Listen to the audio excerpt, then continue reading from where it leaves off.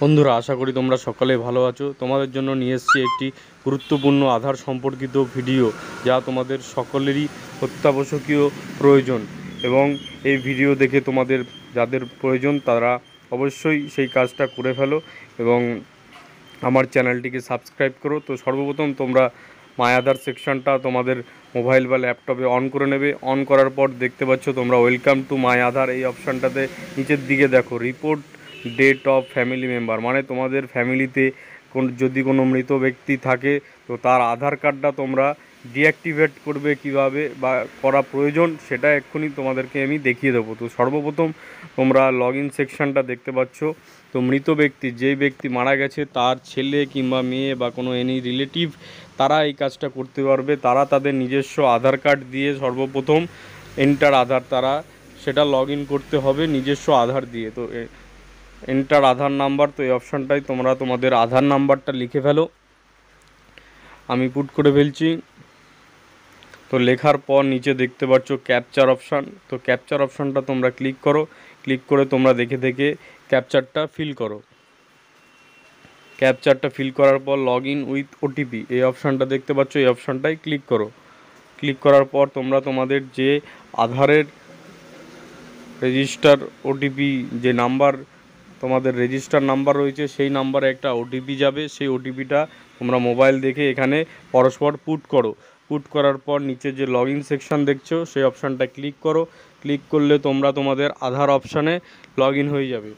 Log in হওয়ার পর একটু ওয়েট করো, সার্ভার প্রবলেম হচ্ছে তার জন্য একটু লগ ইন হতে লেট হচ্ছে। তো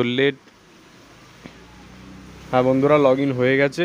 লগ ইন হওয়ার পর তোমরা দেখতে পাচ্ছ তোমরা তোমাদের আধার, তোমরা ডান দিকে তোমাদের ছবি দেখতে পাবে, অ্যাড্রেস সব কিছু দেখে নেবে একবার। তো নিচে দেখতে পাচ্ছ তোমরা যে report date of a family member, নিচে দেখতে পাচ্ছ এই অপশানটা, এই অপশানটাই তোমরা ক্লিক করবে।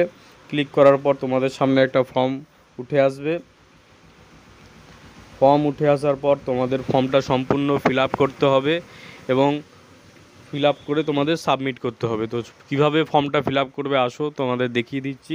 তো প্রথমে দেখো লেখা আছে কি, name of the state issued by death certificate, মানে যে মৃত ব্যক্তিটি মারা গেছে তার ডেথ সার্টিফিকেটটা যে স্টেট থেকে তোমাদের ইস্যু হয়েছে সেই স্টেটটা তোমাদের এখান থেকে সিলেক্ট করে নিতে হবে। তো বন্ধুরা সিলেক্ট করে নাও, আমি সিলেক্ট করে নিচ্ছি।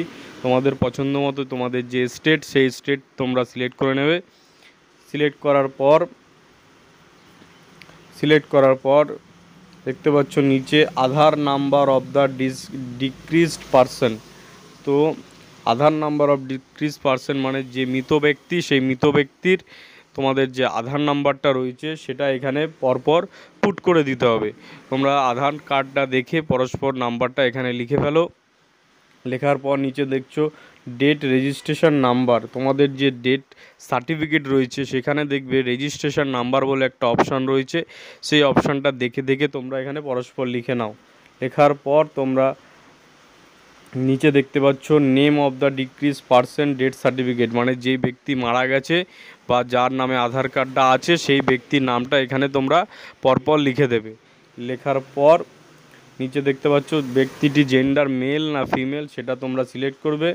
সিলেক্ট করার পর ডেট ডিক্রিজ পারসন, মানে মৃত ব্যক্তিটি কবে মারা গেছে সেই ডেটটা তোমরা এখানে ক্যালেন্ডার চুজ করে লিখে দেবে। তারপরে লেখা আছে date of issue death certificate, মানে সার্টিফিকেটটা কবে ইস্যু হয়েছে। দেখবে তোমাদের সার্টিফিকেটে লেখা থাকবে ইস্যু ডেট বলে একটা অপশান। তো সেইখানে তোমরা সেই ডেটটা দেখে এখানে বসিয়ে দেবে। বসার পর তোমাদের ডেথ সার্টিফিকেটটা স্ক্যান করে এই অপশানটা দেখতে পাচ্ছ আপলোড ডেথ সার্টিফিকেট, এই অপশানে তোমরা ক্লিক করে তোমাদের সার্টিফিকেটটা এখানে আপলোড করে দেবে। আপলোড করার পর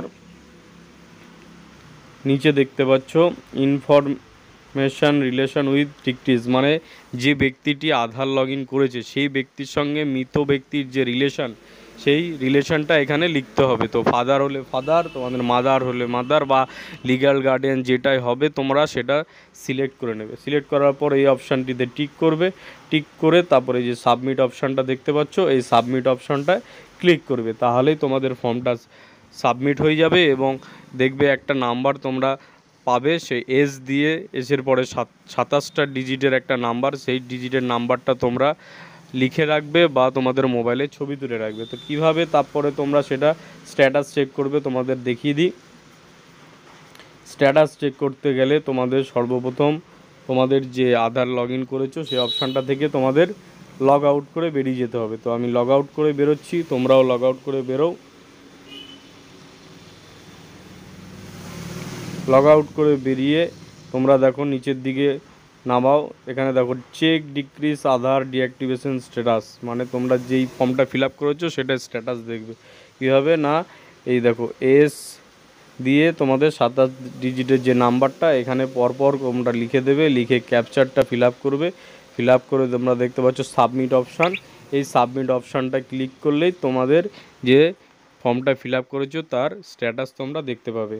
এই হলো আজকের ভিডিও বন্ধুরা, আমার পাশে থাকার জন্য ধন্যবাদ। পরবর্তী ভিডিওর জন্য অপেক্ষা করো।